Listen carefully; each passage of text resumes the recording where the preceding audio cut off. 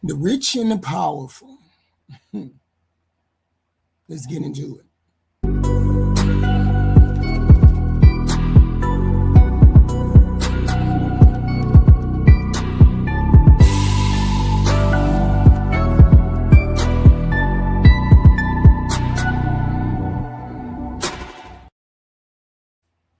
Hey, hey. As y'all can tell, my voice is going away again. I always lose my voice.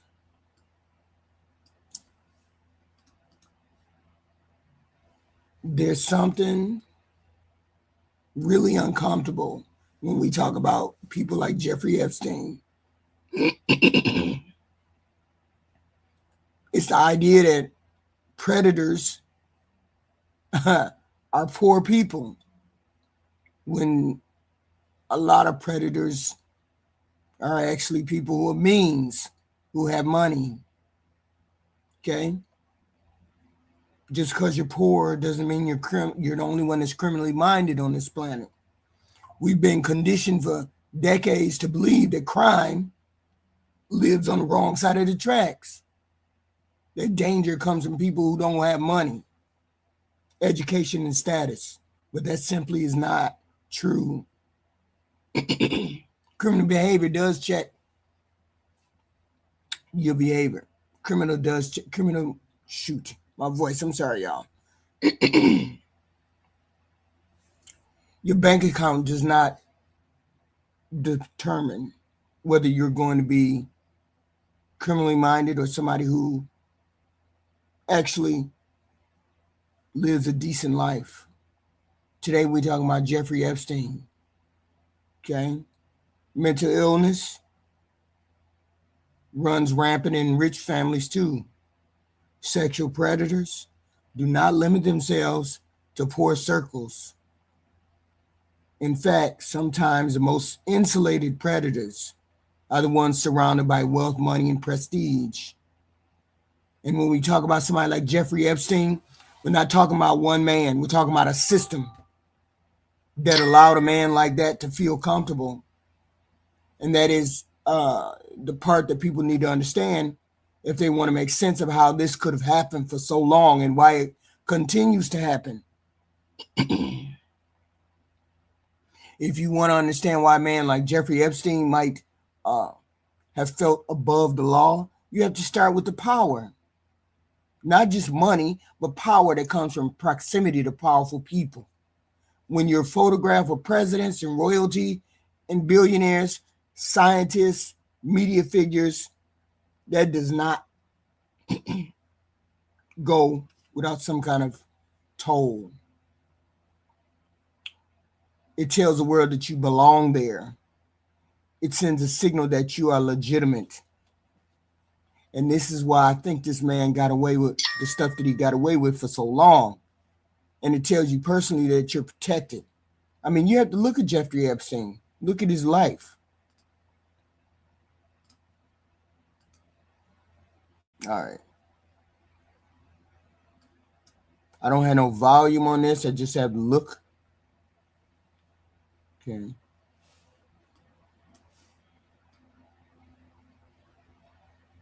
Okay. You just have to look at his look. He wasn't operating like a street thug. He built an image of sophistication, right?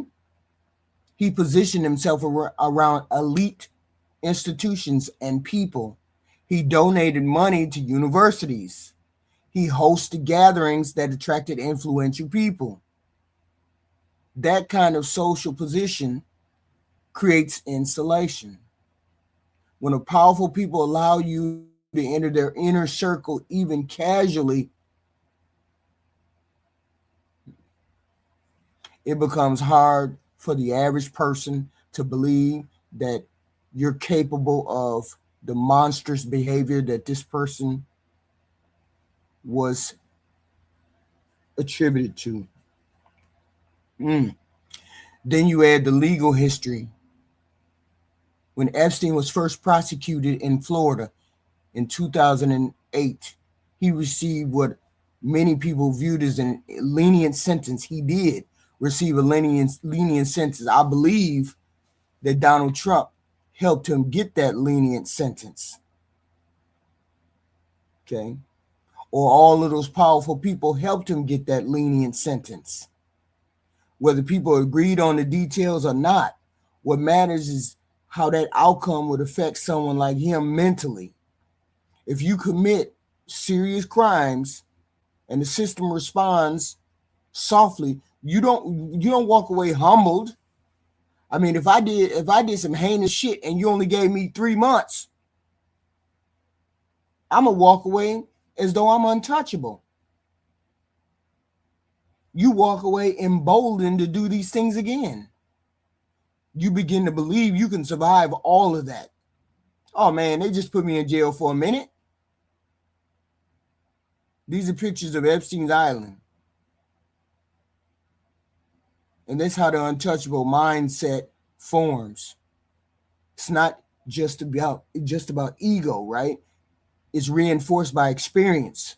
If you survive consequences once, you start believing you can survive them again, again, and again, and again, because you got good, powerful friends. If prosecutors cut deals for you, if institutions look away, if powerful friends do not distance themselves, which they didn't, he still had good friends, the message becomes very clear. You are insulated. How does a person amass that kind of wealth,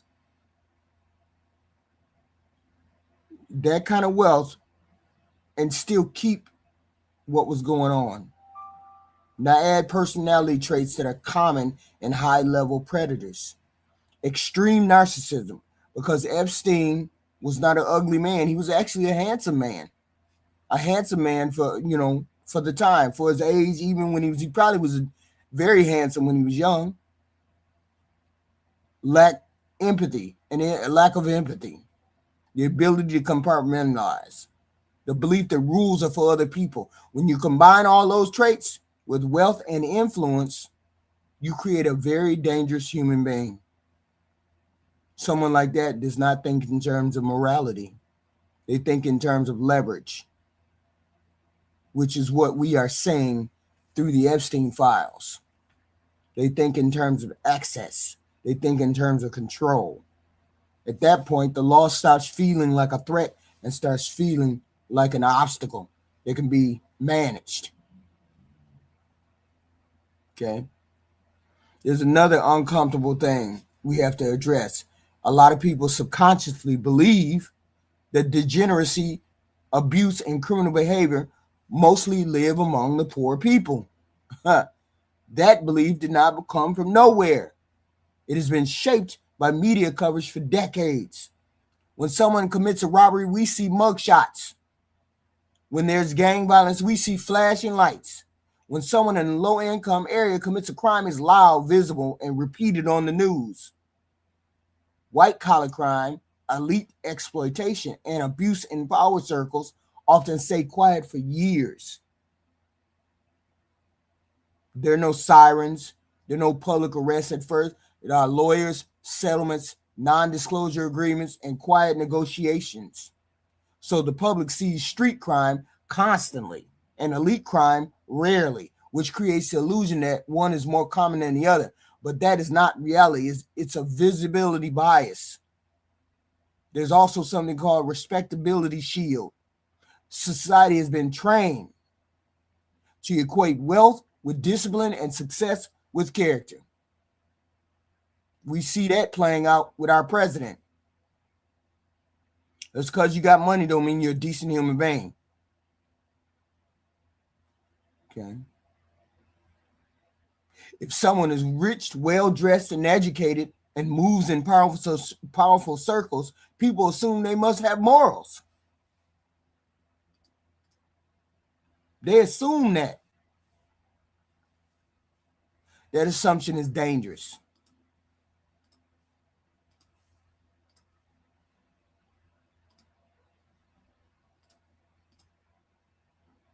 Okay. That assumption is dangerous. Jeffrey Epstein. Power actually amplifies destructive behavior because there are fewer immediate consequences. A wealthy predator can hire attorneys. They can intimidate victims with legal threats. They can settle quickly. They can manipulate narratives. A poor offender often cannot do these things. So the outcome looks different, even if the pathology is just as serious. It's also psychologically easier for people to believe that danger exists somewhere else. This is what we see being played out in our society today. All of those buzzwords that this administration loves to throw around: illegal, deadly, criminal, rapist, blah, blah, blah. All of that in people's minds is associated with the poor, black and brown only. And this right here, sitting on the screen, was worse than anything that could have came down the pike. White, male, rich. White, male, and rich. Admitting the elite circle contains predators. That this is a predator worse than anything that's probably on the street right now. Forces society to confront corruption in institutions, failures in prosecution, and the uncomfortable truth that status can shield wrongdoing for a long time. Okay? And this is what we have in Jeffrey Epstein, which is wild to me that people have not put that together. They continue to say, the immigrants are bad. The immigrant, they're killers, they're rapists, they're murderers, they hurt people. Here, we got one right here. We got one right here. Let's start with the Epstein talking about himself. We got one right here. And nobody thought nothing. And nobody said anything. Just let the man walk around and hurt people. Santa Fe Institute. Why, when you're at the top of your game on Wall Street, do you decide to finance, which was at the time, or endow, or become the donor or sponsor, however you want to say it, for what was considered the most cutting edge group of mathematicians in the world? Action. So Santa Fe Institute in the late 80s, early 90s, I was interested, I was on the board of Rockefeller. So that starts, Rockefeller University, formed by John D. Rockefeller to sort of give back to the community. It's east side of Manhattan, except it was old. It was sort of old fashioned. They were talking about medicine, and medicine by itself was again subject to the ideas of science. They were trying to use science to find cures for disease. And I said, no, we need to do something different. We need to start interdisciplinary work. In most, how did a schmuck like you get on the board of Rockefeller? What year was that? So you just listen to how this begins, how he begins. It wasn't anything unusual. The man wasn't unusual. Okay. He said, we can't do it like that. Started with Rockefeller, elite institutions, Nobel Prize winners in the room with senators, the smartest mathematicians in the world. They were listening to this person. This is not small talk. This is not casual. This is someone who is letting you know that he's very influential. When somebody starts this story by surrounding themselves with a powerful name, they're not just giving us information. They're telling us who they believe who they are. They're saying, understand the level that I'm at. You ain't on that level. Bannon, who is a degenerate his damn self, who was doing the interview, says, how does a smuck like you get into these circles? Get to the point where you're talking to people like that? Because he gave people what they wanted. He gave them permission to be the asshole, the degenerate. He gave people permission to do their dirtiest in closed doors. Okay? Regular people don't act like this. Regular people start with how I feel, what I did, where I went, blah, blah, blah. This person started with, I was dealing with Rockefeller people. I was dealing with mathematicians. See, the privilege comes off him just so very, very easy. And I wonder how he got that. Just give me approximate. You joined the Trilateral I Commission. think it might be. And we'll be able to show we'll pull down the chart of where your name was, but just give me roughly when it was.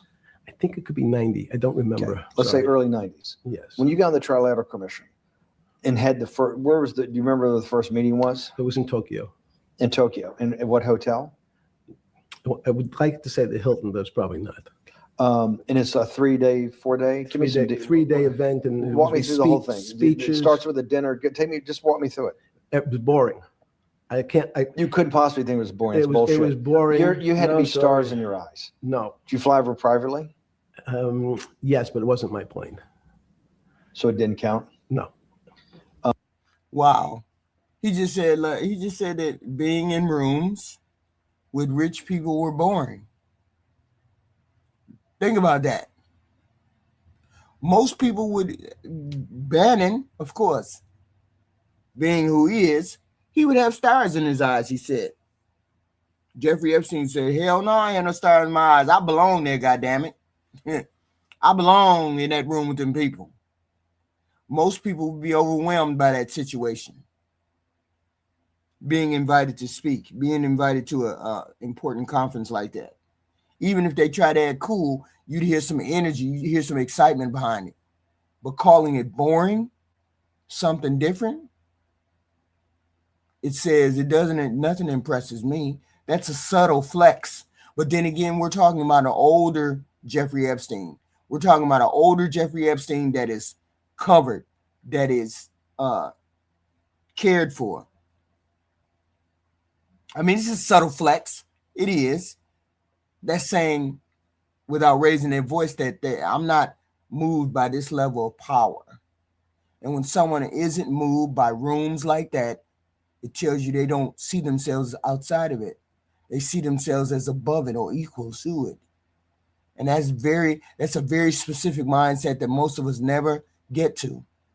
You and I might walk into a powerful room and feel small for a second. We might want to go hide and see who's looking at us, or go in the corner and see if anybody's saying anything about our shoes, our dress, our whatever. That word boring tells you he never feels small. That's important because people didn't let him feel small. He was this rich, or he wasn't rich all the time, but he probably wasn't born rich, but he sure got up there, didn't he? Let's keep going. Because you really don't need to have a big conversation with this guy. Because you know you can look at him and tell what he is. You say, no, we don't know. We don't know how the thing we designed actually came up with that answer. That's pretty strange. They take the same neural net now and they put it in front of a video game. No learning, nothing. They said to the computer, they say, sit in front of your video game and learn how to play. It seems the computer learns better than any human in history, faster than any human in history, beats any human in history. But when you ask the designer, how did it do it? No one knows.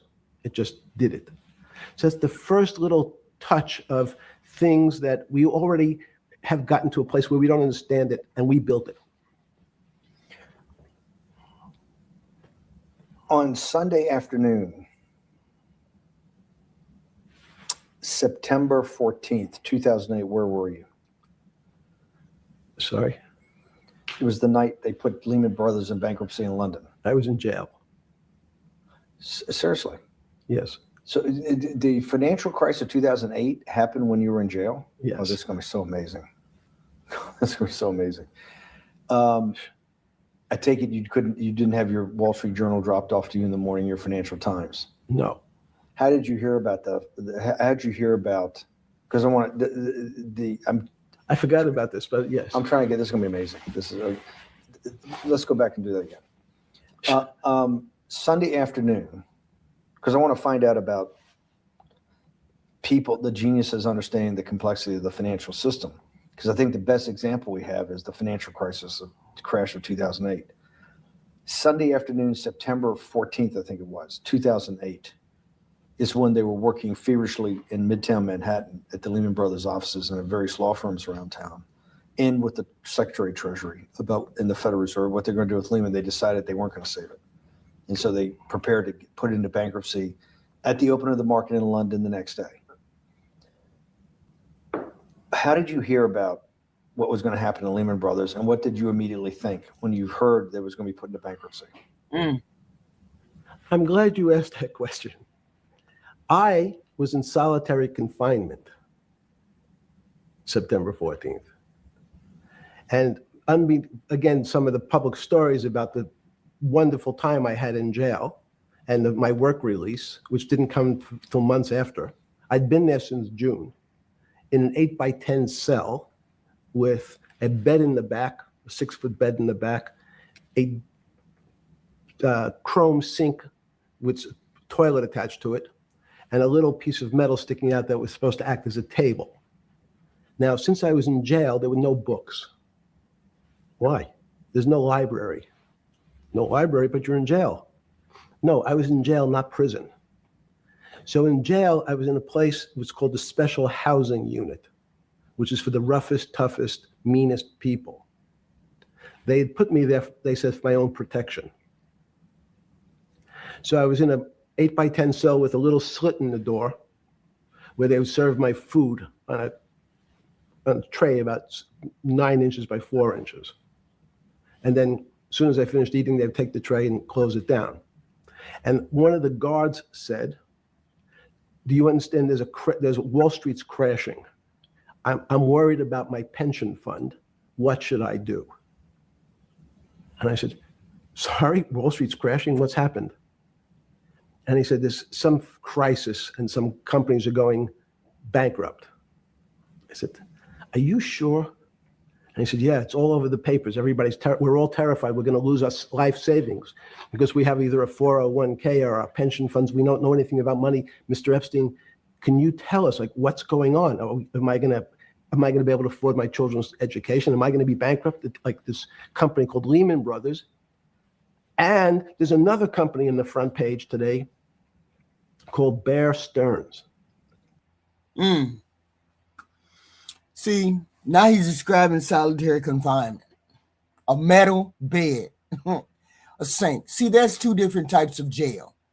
There's the prison and then there's jail. Jail is where you go if you have less than a 365-day sentence. Prison is if you go and you have more than the 365-day sentence. Jail and prison, two different things, okay? And a lot of people think they're the same thing, but they're not. So, and he had a small bed, sink, metal tray, and a slot in the door, and listen to how steady, listen to how cool he describes that situation. Most people would be rattled about that. But this person,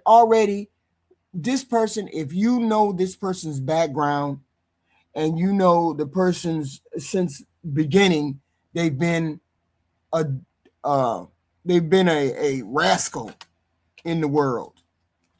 Very, very much manipulative in the world. You will know that he was used to getting in situations where he had to think on his feet and get out of, and he had to accept a lot of things that he had to go along with, even if they were good or bad. But he was used to being able to slip and slide.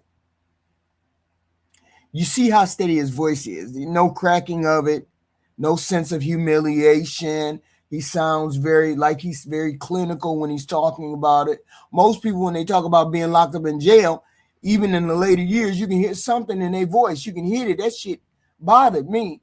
I went to jail one time for 3 hours.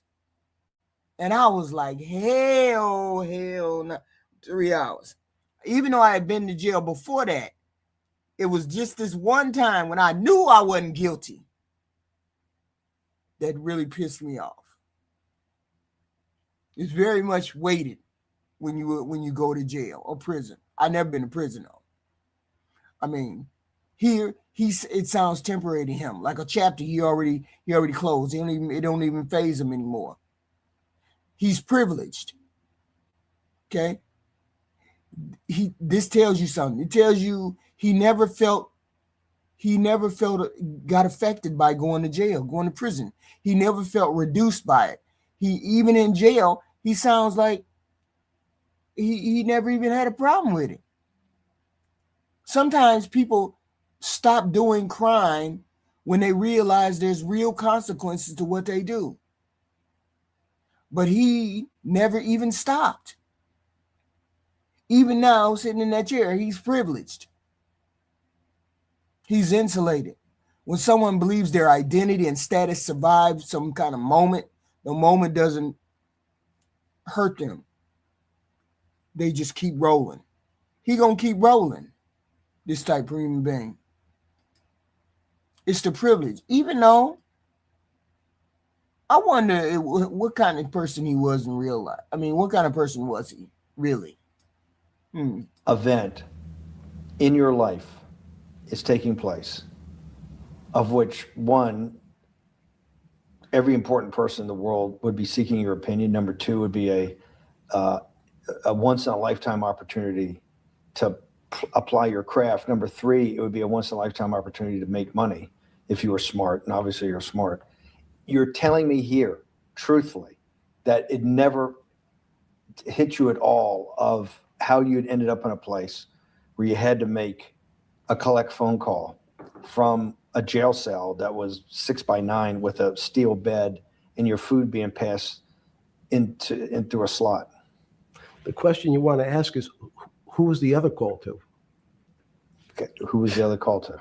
The other call was to my friend at J.P. Morgan, who was then, I didn't know at the time, trying to buy Bear Stearns. So at one point, I had two phones. It was difficult because they're afraid people are going to hang themselves with the phone cord. So they don't actually come together and they're pretty short. So I was actually going between two phones talking to Bear Stearns and J.P. Morgan at the same time. So I found it amusing. And it never struck you about how to end up in a situation like this? No, that would be probably means I would be too self-aware. You can't possibly expect me to believe this. I know. I don't believe it. You're telling me that during that day, you never had a moment. You sat there and go, what the fuck have I done with my life that I'm in a 6x9 jail cell when I should be on a trading desk, or I should be in my $250 million, greatest townhouse in New York City, taking calls from the king of Saudi Arabia, the president of China, the head of Russia, the president of the United States, to save the world's population from a financial debacle. You honestly expect me to believe that never happened? You're suggesting I was somewhat depressed, and how could this happen to me? I'm not saying depressed. I'm saying a moment of awareness of how could I get myself into this situation? No, I would just say how strange that this happens. It's strange. I'm wearing a jumpsuit and flip-flops. What color was the jumpsuit? Brown. Brown jumpsuit. Yes. So Bannon asked him, how did you think you would ever end up in a brown jumpsuit? You see the privilege that is dripping off of this human being. And the only way you get that kind of confidence, the only way you get that kind of nerve is that you have powerful people protecting you. A lot of powerful people protecting you. Most people, when their life explodes like his did, public humiliation. Even if they defend themselves, they admit something inside them was wrong or correct or out of place. They say they had to sit with it and grapple with it and do all. They questioned themselves. They felt shaken. He didn't feel shaken. According to him, it didn't bother him one thing at all. Not one bit at all. That's not accidental. Admitting you were shaken means admitting you lost control or admitting that you went down the wrong path. But he don't even admit that. Okay? So instead of saying I was broken and I shouldn't have been where I'm at, he said it was strange. Very strange. That's privilege. That's self-protection. That's someone guarding their internal story. That's someone who feels as though they're going to get out of whatever the problem is that they did. Whatever thing they found themselves in, they finna get out of it. That's the way he comes across. Let's keep going. I think that's like Woody Allen said, it's you can't beat the bank. So I try to pick my spots. George Soros picked his spot when the pound collapsed. This would have been a great money-making opportunity that passed me by when I was in jail, but that's not how I think. In the run-up to that, in the spring of 2008, that's when Bear Stearns got in problems, I think, in the spring of 2008, and they decided to bail it out. Did the Bear Stearns guys talk to you for advice at that time when the big crisis in Bear Stearns? No, but see, again, unbeknownst to most people, and it's easy to blame people for the financial crisis, like you'd blame someone for giving your father the drink before he had his heart attack. But what really happened, the real enemy of the finance system was Bill Clinton. And if you ask me what and who caused the financial crisis, I would tell you it was Bill Clinton. Because of what Bob Rubin and he did to deregulate the financial system? No. Because as of the last time we had our 60-minute interview, you talked to me about home ownership. And you asked me whether everyone should own a home. And I told you, no, it's too risky. So the financial collapse of 2008 is because of hardworking African Americans, Hispanics, and whites who wanted to have a ownership stake in the society that all rests on their shoulders. They're the culprits. No, not at all. Okay, then I didn't say they were the culprits. I was pretty clear it was Bill Clinton. Okay. And why was it Bill Clinton? Because Bill Clinton wanted to get votes from those people.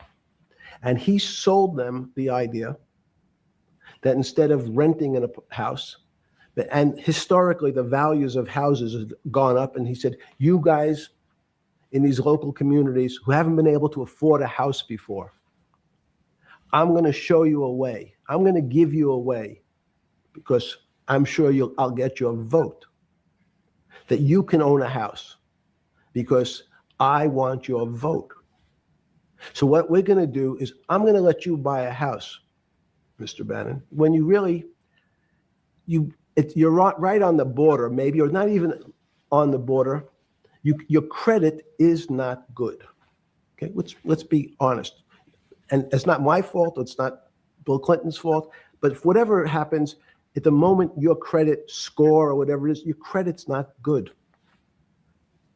Now, normally, you come to me and want to borrow money. I'm a bank. And I say, I'm sorry, Mr. Bannon, I can't lend you money because your credit score is not up to where it needs to be. Hopefully, if you work harder and clean up some of your problems, it will be.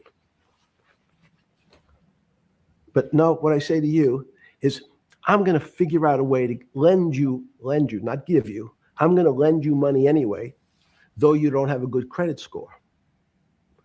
And don't worry, I'm going to get rid of the term that you don't have bad credit. Bad credit sounds pejorative. You don't want to be a person. Sounds judgmental. Yes, sounds judgmental. So what we're going to do is we're going to call your credit situation subprime. Oh, nobody knows what that means. Subprime.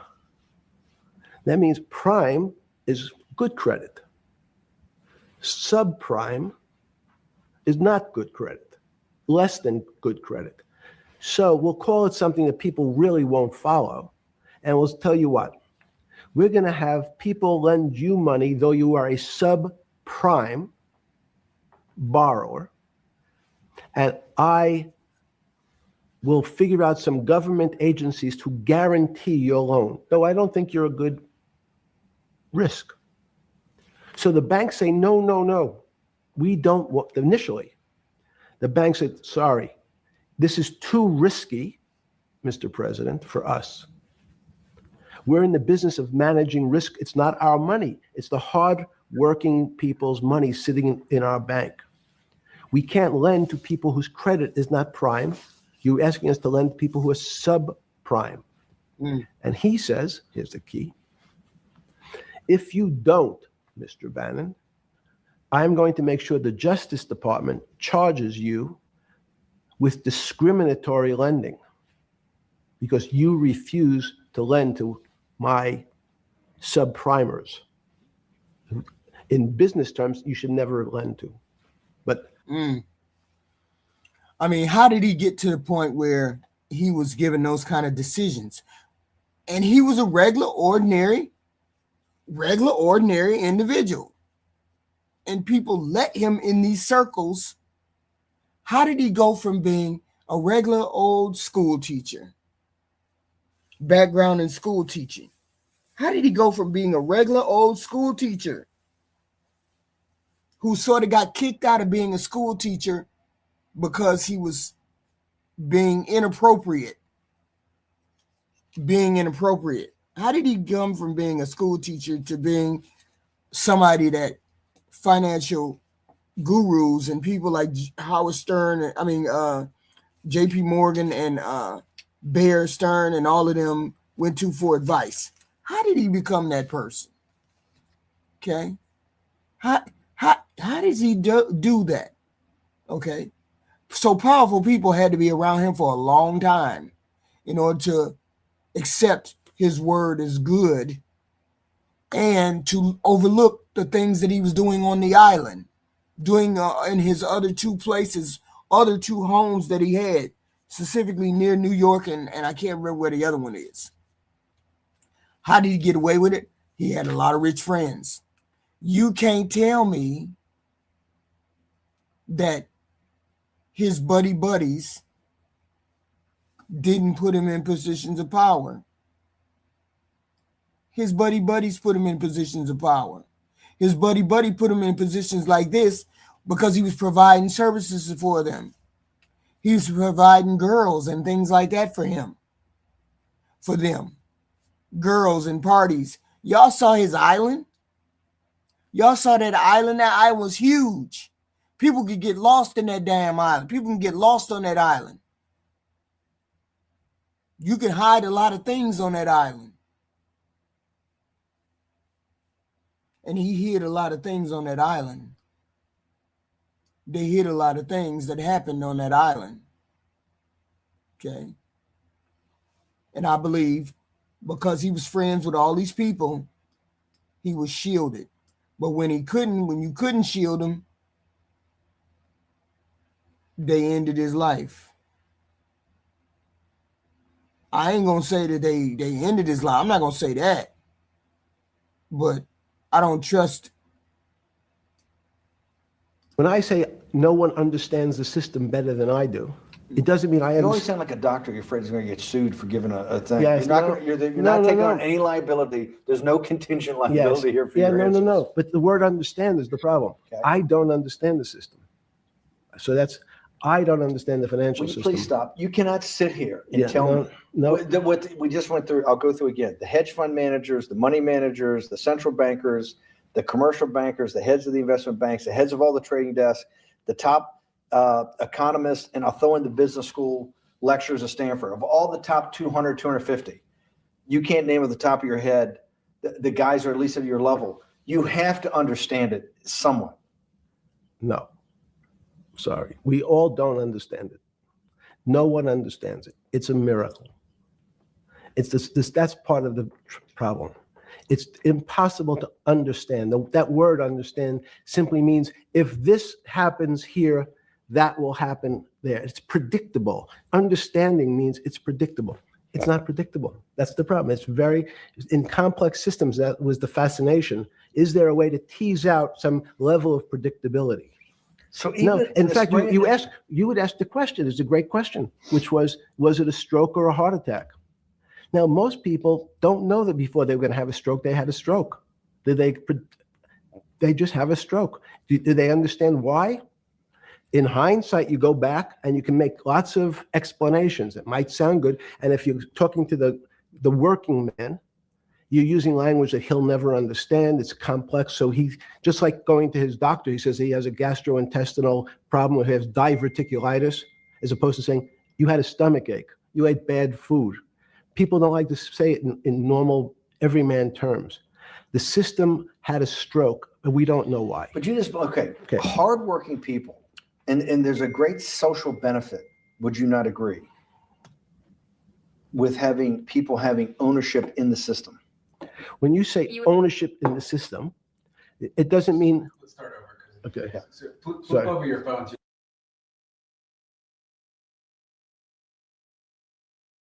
That said trustee spelled wrong. So did I find it amazing that I was there? That's a Not better, amazing. I don't want to say it's Nope. not funny. Oh, I thought it was I wasn't funny. Right. but Not amazing. No, it was incredible. Incredible in what way? This- Incredible, like how do I do this to myself? No, it's as incredible as me sitting here in this house. They're both just two sides of the coin. That's how I think about it. That my life today is incredible. Do you consider yourself a stoic? No, I consider myself a hermit.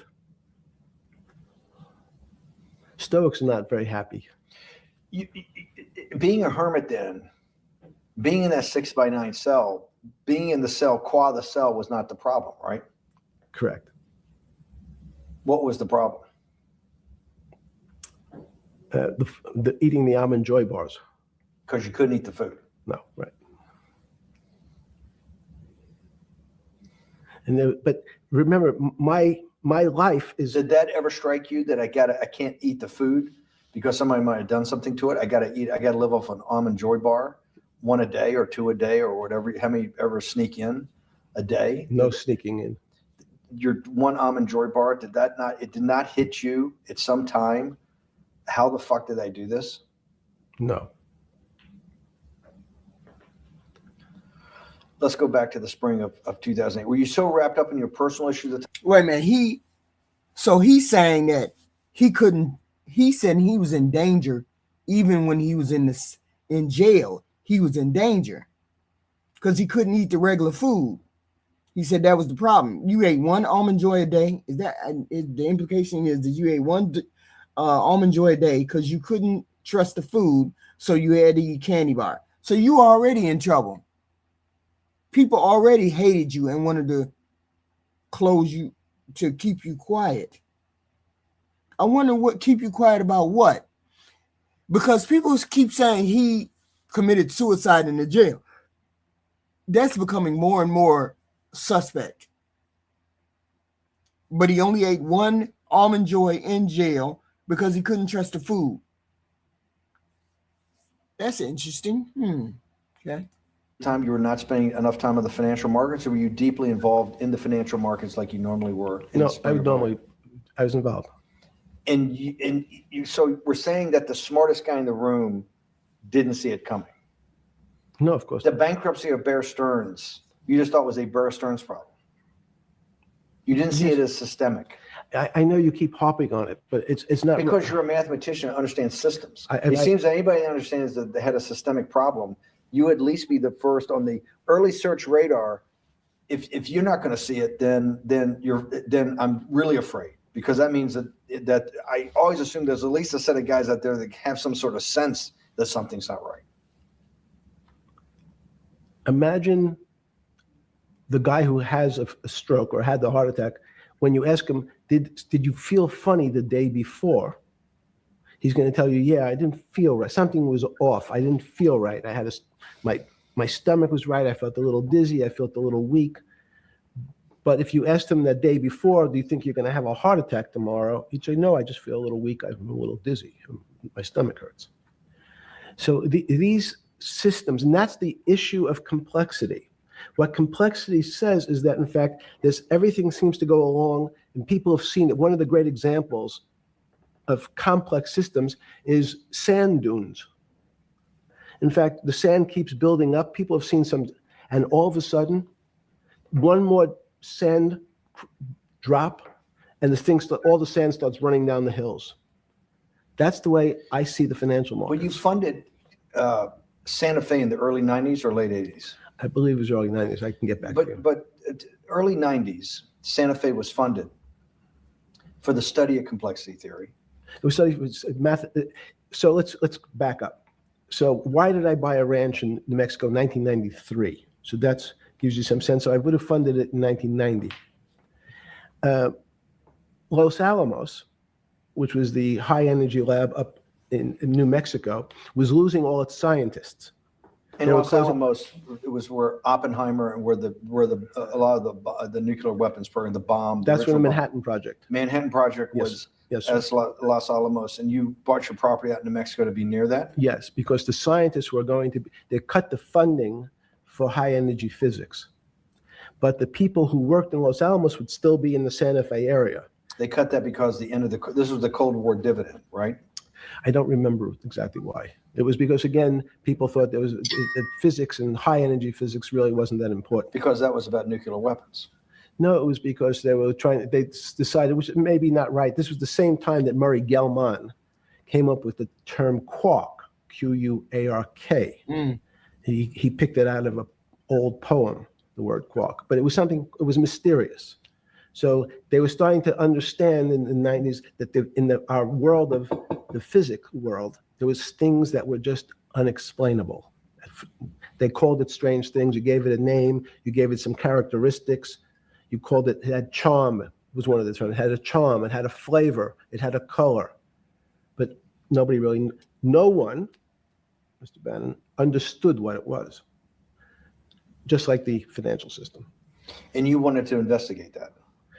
I wanted to see if we could build tools so others smarter than me could help investigate it. And that was the beginning of your concept of the Santa Fe Institute? Yes. And Santa Fe Institute was founded to do study in this type of... Can these areas of strange things be described by some form of mathematics? So that's what I'm trying to get at. The foundational thought, the organizing principle of Santa Fe, yes, in the high physics lab at Los Alamos, right, which had been the headquarters of Manhattan, and the Trinity Project, right, the bomb. Yes. So you're talking about the elite, the high priest of physics. Of physics. Yes, sir. Which high priest of physics, some subset of that is also mathematics. Yes, they're both similar. Project out. One of the tools you want to do is to make sure that in this complex system, the finance system, I'm doing a lot of this for philanthropy and a lot for the good of mankind, but also to be able to understand this complex system, the most complex outside of maybe our body, of the financial world. Yes. Did they create tools, or were you smarter in than the mid-aughts 15 years later than you had been then because of work that was done at Santa Fe? No, it was great. But in fact, most of my philanthropy in the area of, can you describe things that appear to be unexplainable by mathematics? And can you fund people who have new ideas? And unfortunately, when someone thinks they've been able to, there was a man, Stuart Kaufman, when they think okay, I figured out how to be able to predict the unpredictable, what appears to other people to be unpredictable. But my system, in those days it was called genetic algorithms, can predict what things will happen, and they all want to make money. So they use their systems to try to figure out, they know they have figured out the way to make money because they figured out the unexplainable. They try, they go bankrupt, and we start again. He was a philanthropist, gave away money. How did he acquire all of that money? He acquired all of that money, through secrets. You know, we find out later on he was doing maybe Mossad work. I don't know what that entails. I don't know what all of that is, but I do know if you give me a service and I give you a service, what kind of services? This person was a useful person, had all the advantages in the world, all the advantages, all the money, all the friends, all the fame. He had all of these things, and yet and still he was doing degenerate behavior. He was providing that service on the island. And a lot of people, I'm assuming the island is big enough. The island looks big enough where you can do other things besides hit the bedroom. Because you don't have to hit the bedroom. That's the only thing. It's not the only thing that was on the island. Okay. There were the other things on that island. And people went to that island to do other things, not necessarily just have sex. So with a cold view, what I've come to realize is that the attempt to mathematize, formularize, or what in your prior work, to understand what really is, in today's world, still unexplainable, is impossible. They're miracles. Your first head of Santa Fe was Christopher Langdon. I need to stop right here. See, he doesn't talk like somebody who's going to get caught. Because he got a sweetheart deal. He was arrested and he got that sweetheart deal. And he wasn't that long in jail. I don't know how long, a couple of months, maybe. I don't know. So his life didn't miss a beat. This is after he went to jail the first time. His life didn't miss a beat that time. He talks like somebody who expected to return to the circles that he was at. That he was rich enough that he wasn't worried about other people. He wasn't worried about staying or going to jail again. The expectation is that privilege. Regular people who are publicly disgraced like this don't speak about coming back, talking to heads of state, talking to heads of corporations, being accepted right back into, because the crimes that he committed, a lot of people don't think they're really crimes. A lot of men don't think they're really crimes. Therein lies the problem. Because a lot of men feel like, oh, well, if she old enough to come over here with a skirt on, she old enough to have X with. She old enough to do X, Y, Z with, she's old enough to do that with. So this is not one of those beat you over the head with a stick type crimes. That's why it was acceptable to a lot of people. And that's why we have the problem we have today with people trying to hide pedophiles, trying to hide these type men, because they don't think the crimes are too much of a crime. Sexual crimes, when people think of sexual crime, they think of rape. They think of brutality. They think of somebody sticking a dick in you and punch you in the face. That's what people think when it comes to sexual crimes. This was a predator. Very calm, very collected, very privileged. This was a predator. And yet he was protected, which is really, really, that makes me ill. It makes me ill to think that it was men and it was women. And to this day, people are still trying to protect this person. Okay? Still trying to protect this person to this day. And he doesn't have it. His interview is interesting, but it's not fascinating, because you just see the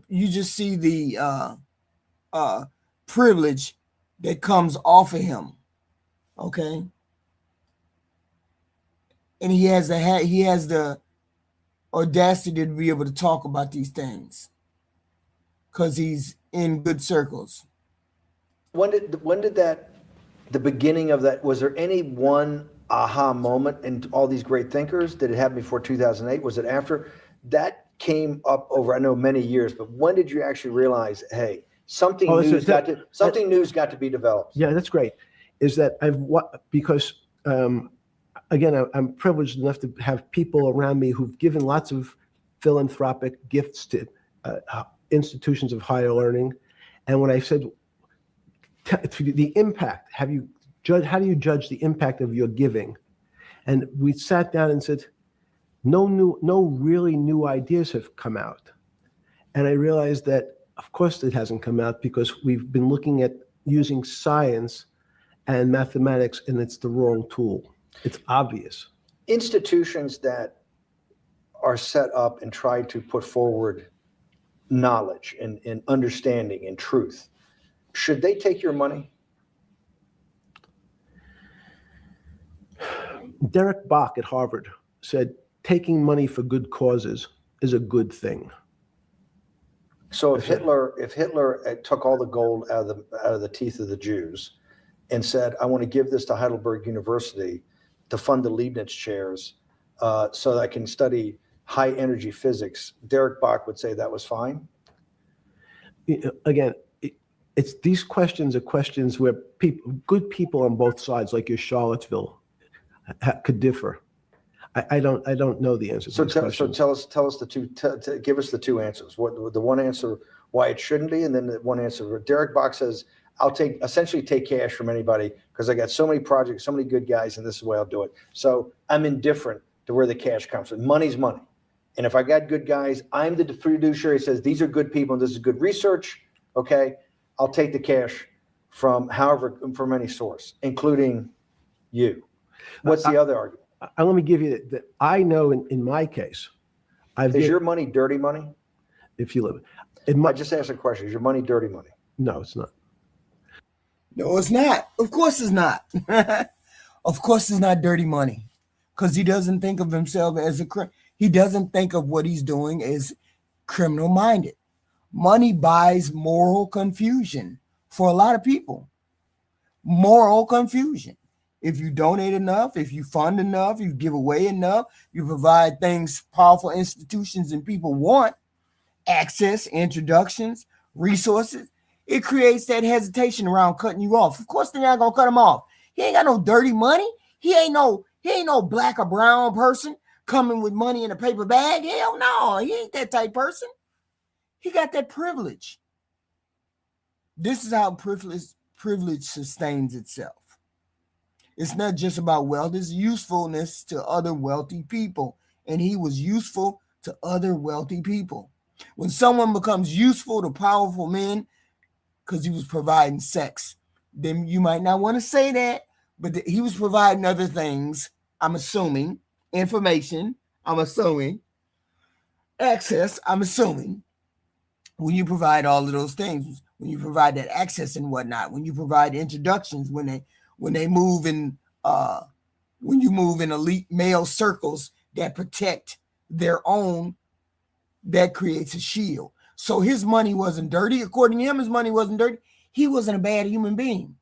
According to him, he wasn't bad. And even to this day, people don't think of him as don't think of the things he did as a bad thing. They actually excuse it. You actually see people, well, it wasn't that bad. He could have hung around with him. That's why people are willing to dismiss what this person, the people that were around him, did. That's why people are getting excused for the things that they participated in. They don't sever ties. People don't sever ties with people who are benefiting them. And this man was benefiting these rich people. That's wild. So, in fact, why is it not dirty money? Because I earned it, a heart. But you earned it. I earned it legally. We went back to this before. You earned Yes. it. You earned it advising the worst people in the world, right? That do enormous bad things, and just to make more money. So, instead of asking me the question, should you take the money? Because I think it's a legitimate question. You think it's a legitimate question? Yes, no question.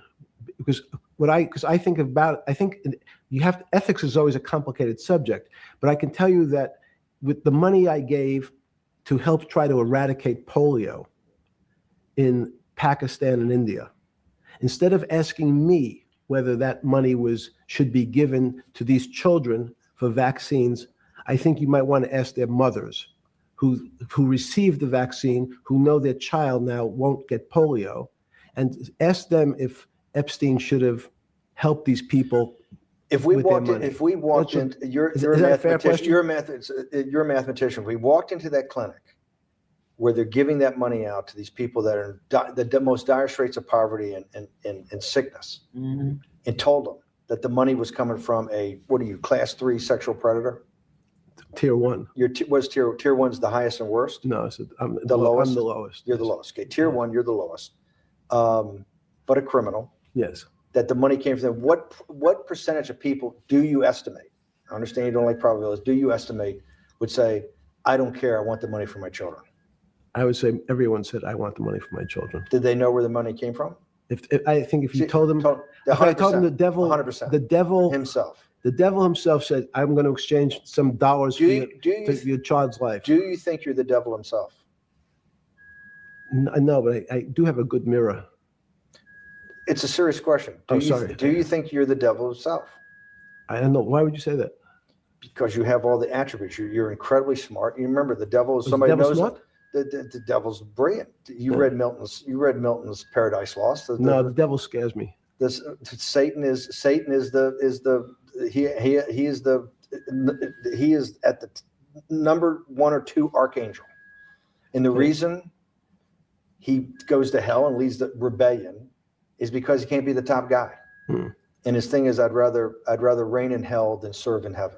I saw that in a movie once called American Dharma. I don't remember who said it. Okay, we have to go. Wow. He asks him if he sees himself as the devil, and he don't even look twice. He said, I got a good mirror. I got a good mirror, so I know what the fuck I am. So he knows what the fuck he is. That's not innocence. That's insulation. Insulation from all accountability. Okay? When someone has lived for years with power, cushioning them, coddling them, keeping them safe and warm, when they moved in circles where accountability is negotiated quietly, they stop reacting to moral language. Because Bannon said, you're a class 1 or 3 degenerate or whatever the hell he said, felon or whatever. He said, no, I'm the lowest one. I'm the lowest one. How the hell is he one of the most prolific child predators on this planet, and he's the lowest one on the rung of predators that hurt women? How girls? How is he on the lowest rung? Why isn't he one of the highest ones? Why is he one of the highest ones on that rung? Why wouldn't he be the highest one? Excuse me. Why wouldn't he be the highest ones? That's crazy. That's crazy. I had to actually look that up. They understand, a person like him understands that people don't stay outraged for long. They don't care. He don't see himself as the devil, but he got a damn good mirror. I like that. I like that line. I'm not the devil, but I got a damn good mirror. Okay. People, the outrage for this man, people stopped caring about it. The headlines moved in, networks, did nobody cover it no more. It's such a big deal. But don't nobody, they steal. Rich men still are covering up for rich men who did degenerate behavior. And that's why this interview is very heavy.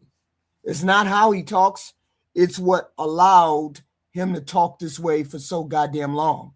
It's who allowed him to be what he was for so goddamn long. Money, access, elite male networks, white male networks, not black male networks, white male networks, institutional hesitation, the value he provided in these circles. So privilege wasn't loud, it was calm. So this interview doesn't just show a man talking, right? It shows it shows what somebody who has privilege for so long, who knows that he has all the secrets. He had to eat almond candy bars in jail because he couldn't trust the food because they would have killed him. He was looking for somebody to put a needle in him. You see what I'm saying? He said he couldn't eat the food because he couldn't trust the food. And so he was eating almonds, almond joy, the candy bars. He was eating candy bars in jail because he couldn't trust the food. Which tells me he knew there were people who were hunting for him or who wanted to end his life because he had secrets. Okay. They had secret. He had secrets on these people. Okay. And he is really not the story. He's just a person. He's just a cog in the wheel, and people put him in position. He got put into position to help these people, to help to get information. If I bring all of you people to my island and I give y'all drink, wine, pussy, I give you all the things, you rich white men, I give you drink, wine, and pussy, bring you to my island, get you drunk, get you to talking crazy, get you to talking crazy to some of these women, get you to talking crazy to some of these young girls, doing these weird things to these girls. I got secrets on your ass. I got secrets on you. And a lot of people, their inhibitions go away when they get naked. A lot of people's inhibitions go away when they start drinking. Okay. How do we make it about race? Goofy, goofy, electric, crypt, goofy, goofy. How do we make it about race? Wasn't no rich black men hitting that damn thing. Maybe there are some. I don't know. I haven't seen any. I've seen pictures of people. But this is not a privilege where race is in it. Okay. Then stop asking about it. Why is it that it's got to be about race? That's fucked up. Shut up. Just dumb. For no fucking reason. So he was around people that he got privilege from. Mostly rich white men. It was what it was. Okay. You can't deny that. Bear Stearns, JP Morgan Chase, you had Trump there, you had Bill Gates there, you had all these people there. Okay. And like I said, the story really isn't about him. It's about the privilege that allowed him to stay where he was. Okay.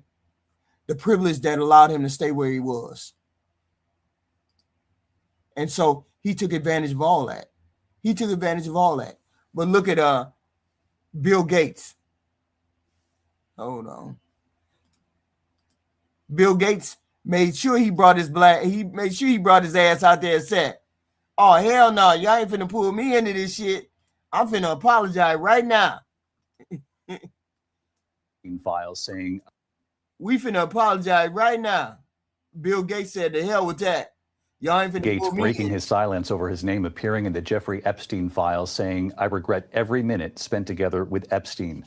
And Bill Gates' ex-wife, Melinda French Gates, making it very clear tonight who she believes should be answering the questions about this now. Here's Pierre Thomas. Tonight, hold on. Let me play her. Let me play her first. Let me play Melinda Gates first, because Melinda Gates and them was in the file, right? And they were talking about Bill Gates gave her a disease, and he gave her a disease or some shit like that, and he wanted to get some medicine from whatever. See, here's the thing: if you can get, people keep saying, "Well, why would Bill Gates go to Epstein and try to get some medicine or whatever, or try to figure out how to get a doctor?" Because he didn't want it to come out that he had given they was fucking around, and he didn't want to give his wife nothing, or he gave his wife something, and he wanted to go to the doctor on the low and get some medicine. I mean, it was something convoluted about that. So let's listen to Melinda Gates on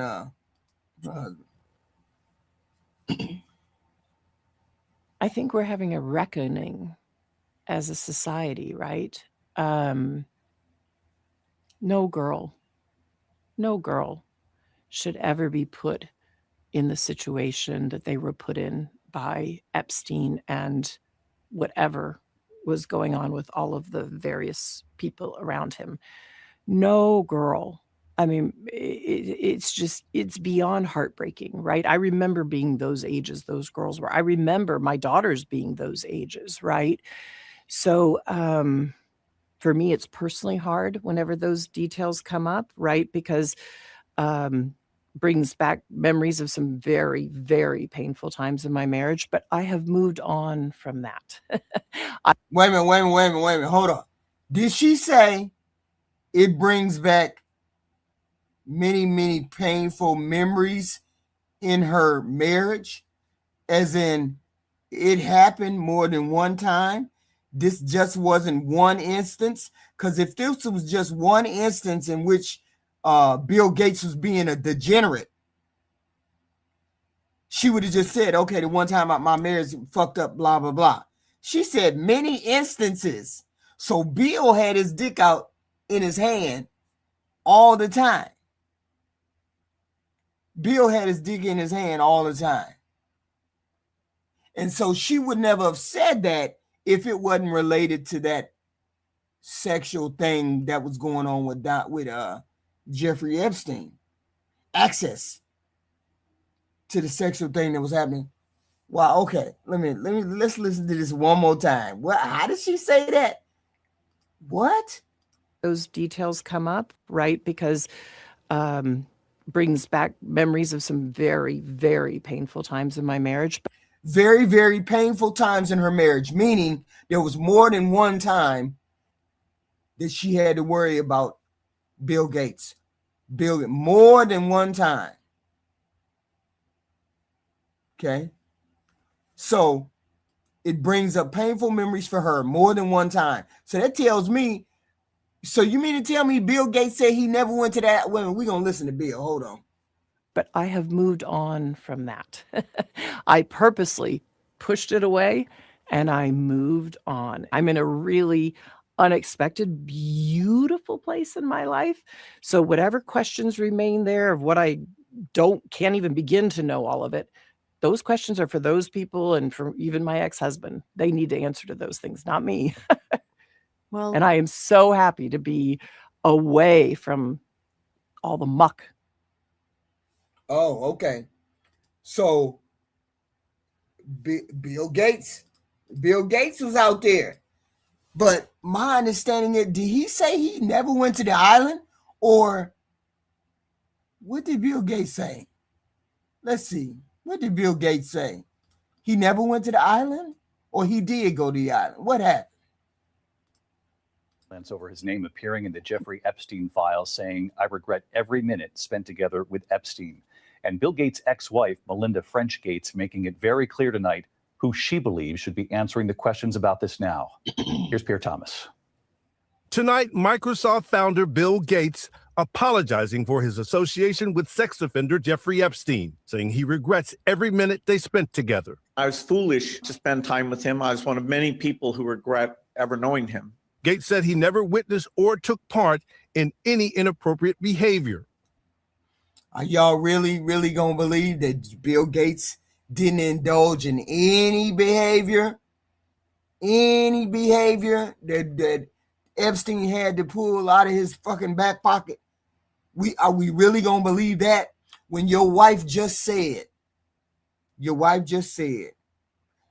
it reminds me of painful times in my marriage, many painful times in my marriage, and he didn't indulge? Why are you apologizing if you didn't indulge in anything with Jeffrey Epstein? That should have been the first thing out your mouth. Is I'm not apologizing for something I didn't do. I ain't had nothing to do with Jeffrey Epstein. That would be my first thought. I ain't had like right now. If somebody said, "Hey, HQ, you went to Epstein Islands and blah blah blah," I'd be like, "But I ain't do nothing with no girls. I ain't finna lie. I ain't finna apologize for none of this shit." But that ain't what Bill Gates is saying. He insists his relationship with Epstein was focused on raising money for global health. Every minute I spent with him, I regret, and apologize that I did that. Tonight, his ex-wife, Melinda French Gates, says this all brings back memories of, quote, very, very painful times in her marriage. Why did I know that was going to be the quote? Why did I know that was going to be the quote?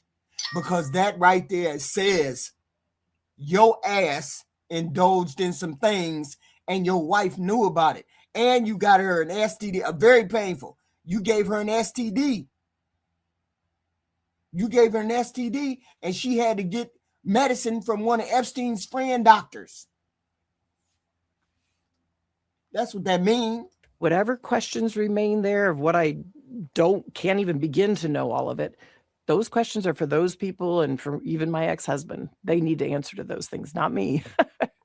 Well, And I am so happy to be away from. Man, what a moon pie face she got.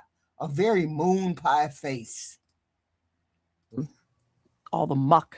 The Justice Department's release of more than 3 million pages of documents making headlines around the world. In London tonight, new questions for the royal family as these pictures emerge of the former Prince Andrew kneeling over a young woman on the floor. Good morning, Your Majesty. Will the royal family help the Epstein investigation? Do you have a message for Epstein's victims, Your Majesty?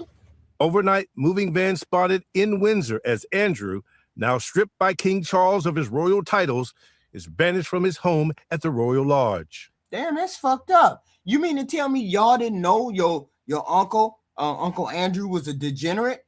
You didn't know that? Now you his brother. You're his older brother. And you the younger brother.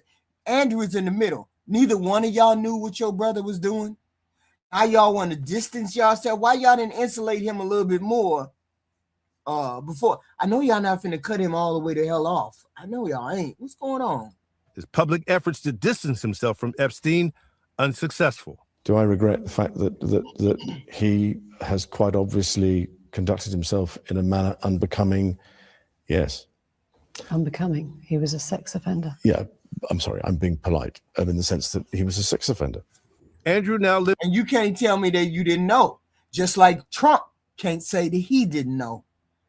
Trump is right along with those same guys. They all on the same level. They all knew what he was doing. They all indulged in what he was doing. Now everybody want to deny. I don't know nothing about it. I ain't do jack shit. Y'all all knew what was going on, and y'all all knew y'all indulged in it.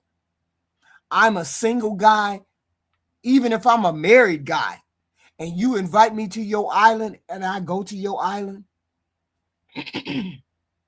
and I got women all around, beautiful women here and there and everywhere. You know full well, as a male that's privileged like these were, that you gonna indulge in it. Because otherwise you wouldn't have never been on that island in the first place. You never would have met a human being like that in the first place.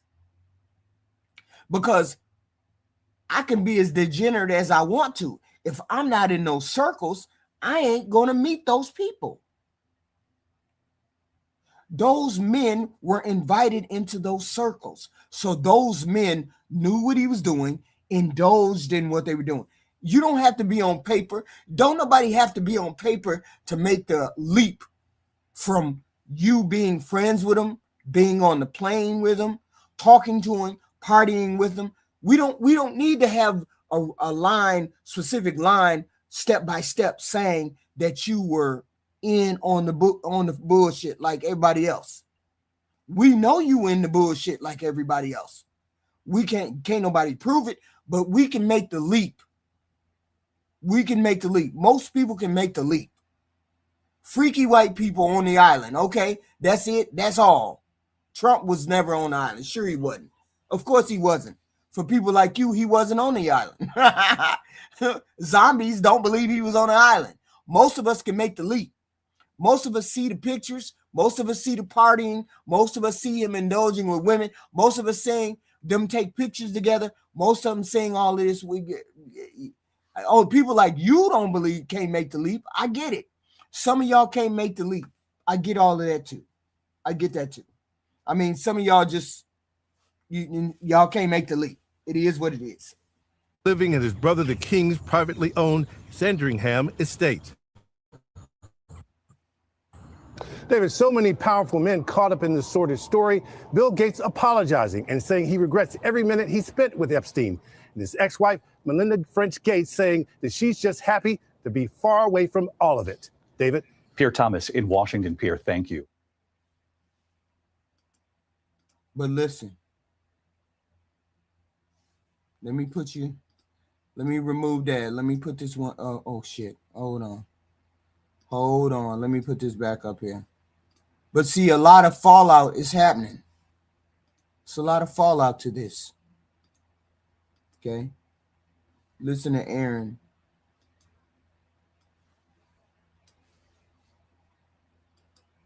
Over being named in the Epstein files in connection with Jeffrey Epstein. Wait a minute, hold on. Damn, that's what I hate about this damn thing. Multiple wealthy and powerful people. It goes silent when you redo everything. We have some major news right now. The fallout from the Epstein files is getting started as multiple people have been fired. Multiple wealthy and powerful people have been fired or lost their jobs over being named in the Epstein files in connection with Jeffrey Epstein. The first is Peter Attia. He's a health and wellness influencer of sorts. He was hired previously by CBS News and Barry Weiss to be part of their new contributor class. Well, according to the Wrap, that offer is now going to be rescinded. Why? Because he was talking directly with Jeffrey Epstein, making some very crude and lewd remarks. Now, meanwhile, Peter Mendelsohn, Lord Mendelsohn, a very wealthy and powerful politician in the United Kingdom, well, he has been forced to resign from the Labour Party. Soon, he may also be completely removed from the House of Lords, and British authorities have begun to investigate him for possible criminal offenses. This fallout is only going to grow bigger. There are more wealthy and powerful people directly intertangled with Jeffrey Epstein. Not saying that they committed any crimes in particular, but what I am saying is investigations are warranted. They really are. Spread the word. Follow along for all the news you need to know about. We have some major news right now. So, you got plenty of folks that fall out. You can't tell me, and I'm not even gonna argue with folks. We ain't even finna argue with y'all. We're not gonna argue with y'all. People will say, no, Donald Trump wasn't involved with him. He's not in the file. He don't need to be in the files. He don't need to be in the files. We know he was one of the people that indulged with things related to Jeffrey Epstein. He was best friends with the man. If you're best friends with the man, you know what the man is doing. You know what he's doing. You know he's involved in passing information. You know he was involved with young girls. You know all of these things. That was your best friend. Your best friend knows these things. Okay? Nobody, that's not even an argument. Nobody's gonna argue that. They were best friends. That's what they were. Okay? And people believe because he's not directly related in the email. No, he doesn't need to be in. What's his name? What we just said, Bill Gates. Bill Gates ain't all over the emails neither. He may be mentioned one or two times too, but he indulged in that activity. A lot of these people indulged in that activity because nobody thought anything about the sexual revolution. Nobody thought anything about it. We're rich, powerful white dudes. We don't get pulled over. The police don't call us. The police join us. They don't put us in jail. And Donald Trump has such a big ego. He has that kind of ego that he was involved with it too. We can make that leap. So if we can make that leap, most people can make the leap. Only goofies who don't want to make the leap can't make the leap. And it's psychologically easier for people to believe that danger only exists in dirty, trashy neighborhoods. It's easy to believe that a threat like him come from a broken home, a black home, a brown home, and instead of somebody sitting on a boardroom, sitting on a jet, wearing $1,000 shoes. Admitting that the elite circles have predators in it, you forced to confront. There's corruption everywhere. People like Trump commit stuff against the law all the time. Trump right now is committing stuff against the law right now. But people refuse to believe that he is, but he is. But it's okay. I'm not here to convince you of that. I'm here to convince you that just because you black and brown or you're poor, that you commit crime. All of these rich people commit crime too. They just don't get caught because other rich people are covering for them. Just like all these rich people are covering for all these people. I can't wait for the testimony with Bill Clinton and Hillary Clinton to come out. I can't wait. I can't wait.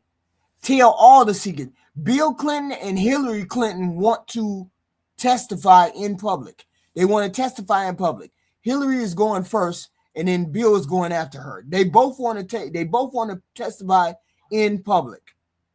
Okay. And I hope they get to testify in public because we want to hear what they got to say. We want to hear who was involved with it. Okay.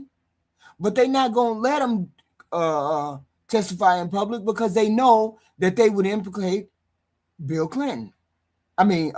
Implicate Donald Trump. They just would. Okay. Because he was there too. We don't need the pictures or the emails or anything else. We understand that he was there. Okay. And it's a part of this mental illness too. And mental illness does not jump over the rich community. It happens there too.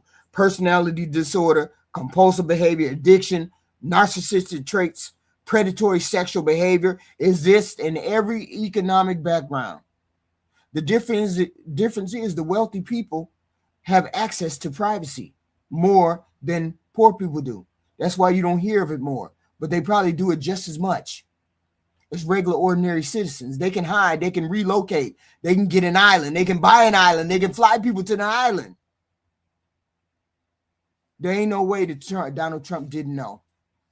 There's no way he didn't know. There's no way he didn't say something. He was a part of it. That's all I'm saying. I don't know what. A black bear got quite the. Okay. We have some big news. Okay.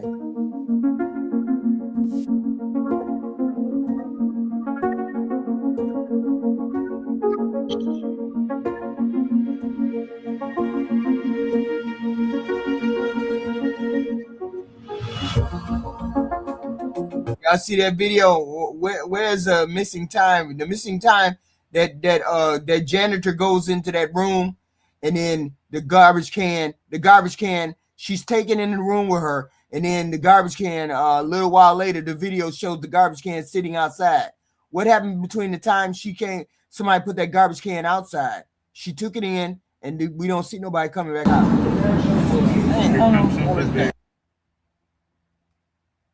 Here we go.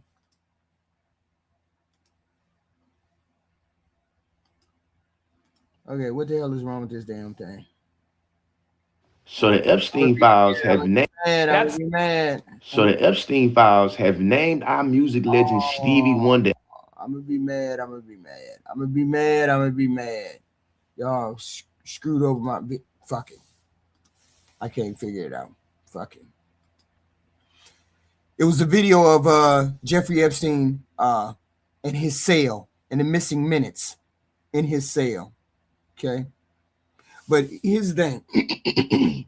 If there's one thing people need to understand, criminal behavior is not a poverty problem. It's not specifically labeled just for poor people. It's a power problem. It's a human problem. And when wealth and influence intersect, that predatory psychology, the damage is massive. He did a lot of damage, and the men that came along right behind him did a lot of damage. And I seen somebody in the chat say, if Donald Trump was involved with X, Y, and Z, we would have heard about it.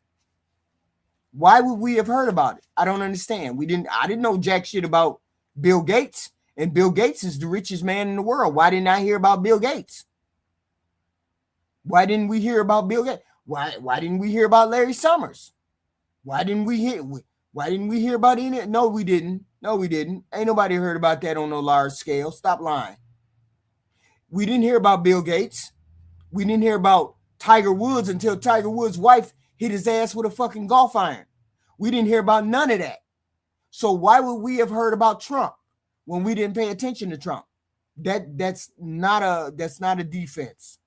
Just because we didn't hear about it. You heard rumors, but you didn't hear no big blow up like this. You did. Most people didn't. So my whole thing is, just because we didn't hear about it in the mainstream don't mean it didn't happen. We can surmise what Donald Trump has such an ego that he would never have allowed these things to go on, and he wasn't a part of some of it. So I didn't hear about, because I don't care about what white men do. That's basically it. So I wouldn't probably pay the attention to that anyway. Jeffrey Epstein did not feel uncomfortable because he was special. He felt untouchable because the money insulated him. Power surrounded him, and the early consequences failed to stop him. He went to jail once, it didn't stop him. He went and did it again, kept doing it. That combination created that man who believed the rules didn't apply to him. Of course the rules didn't apply to him. Of course they didn't. If I got away with murdering somebody two years ago and nobody caught me, I'm going to do it again if I have to. I'm not scared to do it again, according to him. If I keep having sex with young girls and I don't get caught, I'm going to keep doing it again because ain't nobody you put me in jail once. Oh, that wasn't nothing. It wasn't no big deal.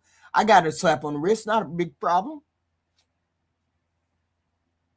So he did it again, and he still was insulated until they knew that he couldn't get out of it. And once they knew he couldn't get out of it, they, I don't want to say they offed him because I can't tell. I don't care. I can't tell. I don't care what white men do. Of course I can't. I don't care what they do. If y'all don't care what they do, I don't care what they do. You all allowed it. If you knew about it and you allowed it to happen, that's how it is. I don't have no power to stop nobody like that. Predators exist everywhere. They really can form and become real good at what they do because of the money. The money insulates them. The only difference is how long they're allowed to operate before somebody forces that accountability on them. It took a while because he an old man in these videos. He's about 55 in his videos. So he was allowed to do all those crimes long time ago. And like I said, Trump can say he didn't know, but he knew. Just like everybody else, y'all knew. People say, I know. Of course, if y'all knew, then he knew. He was his best friend. He was one of his best friends. So he knew. And the conversation people should be having is, how do we have these people, how do we make these people take accountability for what they did, for hiding these predators? Because they had money. You hid the predators in plain sight. So this is where we at. We're at this crisis where we have one of the most richest or powerful men in the world being accused of being a pedo, being accused of dealing, or the most richest man in the world, of course, being accused of being pedo. Okay. Donald Trump being accused of being a pedo. All of these things. We at that point. The point is, everybody got to start taking accountability for the things that they do. Epstein was just a part of it. This is still people that are walking around that did this, and there's still a fallout for it. People are losing their jobs, quitting their jobs, doing all this kind of thing. So we're gonna see how far this goes. Okay, we're gonna see how far this goes, because I believe that Trump built his own hellhole. He built his own hellhole, and he's going straight down the tubes because he did this to himself. But we will see. You all hit the like, share, and subscribe. Please hit the all notifications so you will be warned when content comes out. We're going to be doing short form videos, 15-minute videos. We're going to start doing the bulk of those. And very rarely, over on Sundays, we're going to have the lives, 2-hour lives, because that's kind of tasking on the body. And the short 15-minute videos are better, reactionary videos. Okay. Please hit the like, share, and subscribe. And whenever a notification comes up, please indulge in the video for the engagement. I appreciate it. Hit the like, share, and subscribe. And we have content like this every day. Please and thank you. We will be back. Of course, we're going to be back. who knows what we coming back for and with. But I appreciate all of you guys for being here. I appreciate it. We definitely will be